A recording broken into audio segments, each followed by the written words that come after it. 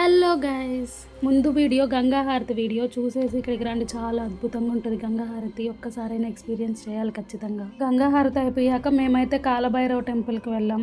Night around 8 అలా start అయ్యాం.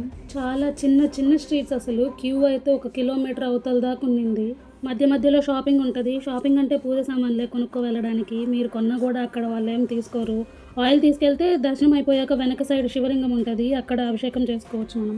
కాశీకి ఫస్ట్ రాగానే కాలభైరవ టెంపుల్లో దర్శనం చేసుకుని ఇంక మిగతా ప్లేసెస్కి వెళ్ళాలంటారు. ఎందుకంటే ఆయనే కాశీని రక్షించేది. శివుడు ఆయనకి ఆ బాధ్యత ఇచ్చాడంట, కాబట్టి ఆయన అనుమతి తీసుకొని ఖచ్చితంగా వెళ్ళాలి. ఇందాక ఆయిల్ తీసుకొని అభిషేకం చేయొచ్చు అన్నా కదా, ఇక్కడ టెంపుల్లోనే వెనక సైడ్ చేసుకోవచ్చు. వెళ్ళడానికే చాలా మంది ఉన్నారు. ఊపి రావట్లేదు అసలు ఒక 2 మినిట్స్ ఆ రష్లో. ఇంకా దర్శనం అయిపోయాక బయటికి వచ్చేసి బయట స్ట్రీట్ ఫుడ్ తినేసి రూమ్కి వెళ్ళిపోయాం. ఫ్రెష్ తీసుకొని ఎర్లీ మార్నింగ్ మళ్ళీ వారాహి అమ్మవారి టెంపుల్కి వెళ్ళాం. ఈ టెంపుల్ అయితే 2 అవర్సే ఓపెన్లో ఉంటుంది. ఎందుకంటే వారాహి అమ్మవారు కాశీకి గ్రామ దేవత. నైట్ నగరం అంతా తిరిగి ఎర్లీ మార్నింగ్ ఈ టెంపుల్కి వస్తుందంట.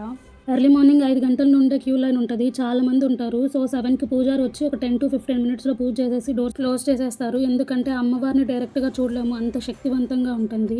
మనల్ని పైన ఒక ఇంట్లో నుండి ఒక టైల్ ముక్క అంత గ్యాప్ ఉంటుంది, దానిలో నుండి చూడనిస్తారు. అసలు ఎంత పెద్దగా ఉంటుందో, ఖచ్చితంగా చూడాల్సిన అమ్మవారు.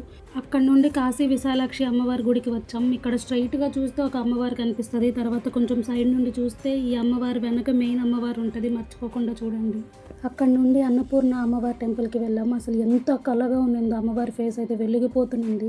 కొంచెం బియ్యం ఇస్తారు, తీసుకోండి. ఇంకా ఆ గుడికి కంటిన్యూషన్గానే మహంకాళి మాత, శివుడు, పార్వతీదేవి ఉంటారు. దర్శనం చేసుకొని బయటకు వచ్చేసేయండి. ఇవన్నీ మార్నింగ్ 5:30 నుంచి చూస్తే అప్రాక్సిమేట్గా 11 అయింది.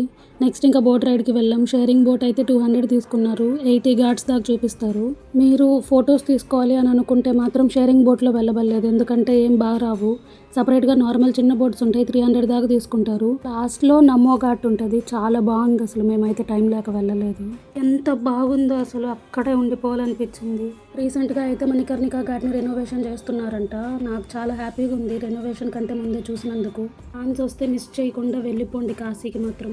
ఇంకా నెక్స్ట్ ఎక్కడెక్కడికి వెళ్ళామో నెక్స్ట్ వీడియోస్లో చూద్దాం. Thank you. సబ్స్క్రైబ్ చేసుకోండి అందరూ.